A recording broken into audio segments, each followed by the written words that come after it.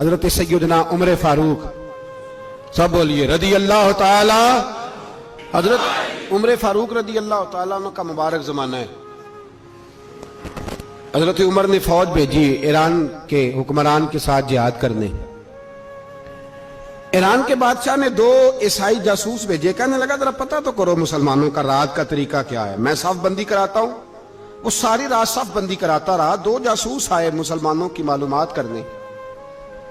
معلومات کر کے جب واپس گئے تو حضرت عمر فاروق رضی اللہ تعالیٰ عنہ کے سپاہیوں کو دیکھا، غور سے پلٹے تو بادشاہ کہنے لگا کیا حال دیکھ کے آئے ہو؟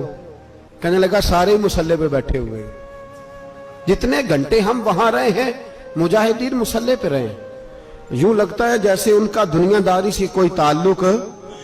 اور کہنے لگے بادشاہ کوئی ایسی طاقت ہے جس کو وہ بلا رہے تھے، کوئی ایسی قوت ہے جس کو وہ پکار رہے تھے، ہمیں بھی وہاں کھڑے ہو کے محسوس ہوتا تھا کہ ہاں کوئی ہے جو آ جائے گا ان کی مدد کے لیے، کوئی ہے جو پہنچے گا ان کی مدد کرے گا۔ ایران کا بادشاہ کہنے لگا مجھے سمجھ آ گئی ہے، وہ جسم کی طاقت سے ہی نہیں لڑتے، وہ کوئی غیبی طاقت ہے جس سے وہ لڑتے۔ بھائی وہ غیبی طاقت بھی تو ہمارے پاس ہم نے ناراض کر لیا نا، وہ بھی تو نہیں نا، مسجد کا رخ بھی تو کوئی نہیں۔ اور میں نے پچھلے جمعے بھی کہا تھا، پھر کہتا ہوں، وہن ہو گیا امت کو۔ نبی پاک نے فرمایا امت کو وہ کیا ہے، دنیا سے محبت ہو گئی ہے، موت سے کراہت ہو گئی ہے، وہن ہے۔ صحابہ کرام کو موت سے بڑا پیار تھا، موت سے بڑی محبت کر، ہماری طرح نہیں، وہ کہتے تھے مریں گے تو منو مٹی، تو وہاں ٹھیک ہے عذاب قبر حق ہے، لیکن میں کہا کرتا ہوں سالوں کے بعد جو پردیس سے ماں کے پاس آئے، ماں اسے عذاب نہیں دیتی، اس کا ماتھا چوما کرتی ہے۔ اور بھائی جو رب کریم کی بارگاہ میں جائے گا تیرا کیا خیال ہے، گل سڑ جائے گا؟ مدینے والے حبیب نے فرمایا قبر المومن روضۃ من ریاض الجنہ، فرمایا میرا مومن جب قبر میں جاتا ہے تو اللہ جنت کے سارے دروازے کھول دیتا ہے، وہ تو اللہ کی رحمت میں پہنچتا ہے۔ کون کہتا ہے مومن مر گئے، وہ تو قید سے چھوٹے اپنے گھر گئے۔ کون کہتا ہے قبر میں عذاب ہے تو صرف عذاب ہی ہے، ہاں مجرم کو سزا ملے گی، لیکن مومن ہمیشہ جہنم میں، وہ بالآخر جنت میں جائے گا، بالآخر جنت میں جائے گا۔ اور کسی درویش نے بات کی، وہ کر کے چلے گئے، بر کمال ہی کر گئے، کہنے لگے دوزخ میں میں تو کیا، میرا سایہ نہ جائے گا، کیونکہ رسول پاک سے دیکھا نہ جائے گا۔ نبی پاک سید عالم علیہ السلام کے غلام تو دیکھو نا، ساری زندگی عمر فاروق، بخاری پڑھو تو صحیح، ساری زندگی عمر ہر نماز کے بعد کہتے تھے اللہم ارزقنا شہادت فی سبیلک، اللہ بسترے پہ موت نہ دینا، موت مجھے شہادت کی دینا۔ حضرت سیدنا مولا علی شیر خدا کرم اللہ تعالیٰ وجہ الکریم ساری زندگی کہتے رہے اللہ علی نے میدان میں عمر گزاری ہے، اسے شہادت کی موت عطا فرما۔ او بھائی یہ تو شہادتیں مانگنے والے۔ حضرت امام حسین میدان کربلا میں کھڑے تھے، شمر کہنے لگا حسین تیری چاروں جانب موت ہے، تو آپ فرمانے لگے تجھے ابھی ہمارا پتہ ہی نہیں، موت سے تو ہمارا پیار چلتا ہے۔ اور فرمایا یہ شہادت تو ہمارا پیچھا کرتی ہے، پہنچ جاتی ہے جہاں ہم ہوتے ہیں، موت سے ڈرا رہا ہے۔ مسلمان کا مرنے کو دل نہیں کرتا، ورنہ وہ اتنی بڑی کوٹھی میں کون رہے گا؟ مرنے کو دل اس لیے نہیں کرتا کہ وہ جو 6 کروڑ 10 کروڑ ڈالر لوٹ کے رکھے، مر گئے تو کھائے گا کون؟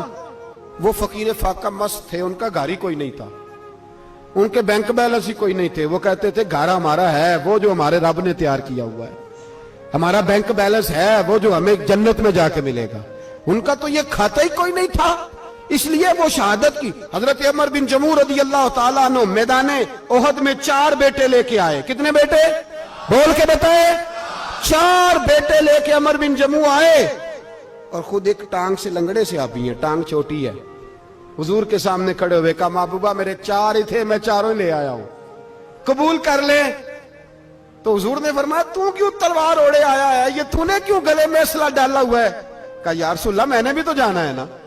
تو حضور نے فرمایا 4 بیٹے جو ہیں۔ تو حضرت عمر بن جموع نے بات کی، صحابہ کہتے ہیں ہم لبوں سے مسکرا رہے تھے، آنکھوں سے رو رہے تھے، کیا عجیب انداز ہے۔ حضور نے فرمایا عمر 4 بیٹے جو آ گئے تو رہنے دے۔ تو حضرت عمر رو پڑے، کہنے لگے محبوبہ کیا لنگڑے جنت میں نہیں جائیں گے؟ کیا حضور میں لنگڑا ہوں تو میرے لیے جنت کوئی نہیں؟ میرے حبیب پاک سید عالم صلی اللہ علیہ وسلم نے فرمایا عمر تو ضرور جنت میں جائے گا. کہا محبوبہ پھر بچے بعد میں جائیں گے, میں پہلے میدان میں جاؤں گا. ایک بی بی 4 بیٹے لے کے آئی احد میں. کہا محبوبہ کل کمائی تھی میں لے آئی ہوں, میرے پاس کوئی اور شے ہوتی تو میں بچا کے نہ رکھتی. بیٹے دے کے نا حاضری لگوا کے تو واپس دروازے پہ لے گئی. تو حضرت سیدنا عبداللہ ابن عمر فرماتے ہیں بی بی بول رہی تھی تو میرا جذبہ جہاد بڑھ رہا تھا. اپنے بیٹوں کو کہنے لگی میں تمہیں حضور کے پاس چھوڑ کے جا رہی ہوں, جب تم میدان میں گرو گے تو میں تمہیں دیکھنے آؤں گی. دیکھنا تمہاری پشت پہ کوئی زخم نظر نہ آئے, جتنے تیر کھانے ہوئے سینے پہ کھانا, جتنے تلواروں کے نیزوں کے زخم برداشت کرنے ہوئے یہاں کھانا, پشت پہ زخم نظر نہ آئے. حضرت عبداللہ ابن عمر فرماتے ہو بی بی کی گفتگو میرا جذبہ جہاد بڑھا رہی تھی. ایک بی بی 3 سال کا 4 سال کا بیٹا لیے رو رہی ہے, احد کا دن ہے. سہیلیاں پوچھتی ہیں تو کیوں روتی ہے؟ وہ کہتی ہے دیکھو میرا خامد بھی بدر میں شہید ہو گیا, بھائی اور باپ بھی.